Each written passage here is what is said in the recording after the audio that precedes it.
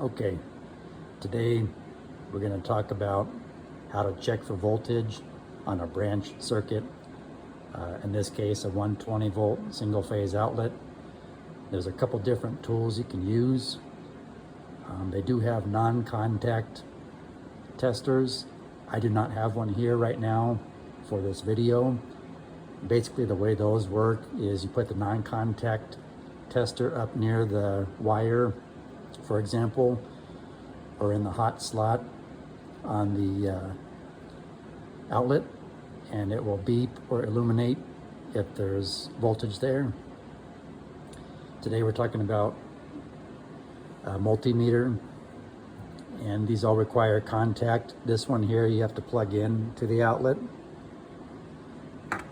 So I can show you how that works.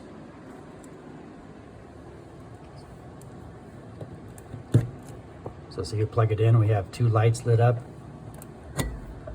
So on the chart, it tells us that's correct. If we use this guy here, you see this one is only rated for 110 and 220 volt circuits, nothing higher than that. So same thing, we will plug this in and you can see it lights up on the 110.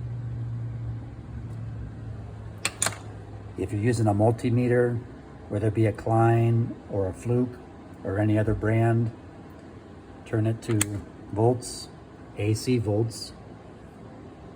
You can see this meter does DC or AC. It's set to AC. You can see the AC symbol there. And same thing, we'll put our meter leads and then we'll check. And you can see we have 120 volts at this outlet.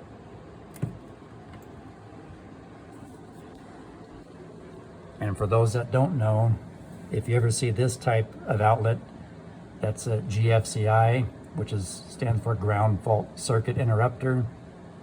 You can also test these by pushing the test button and then reset them by pushing this red button.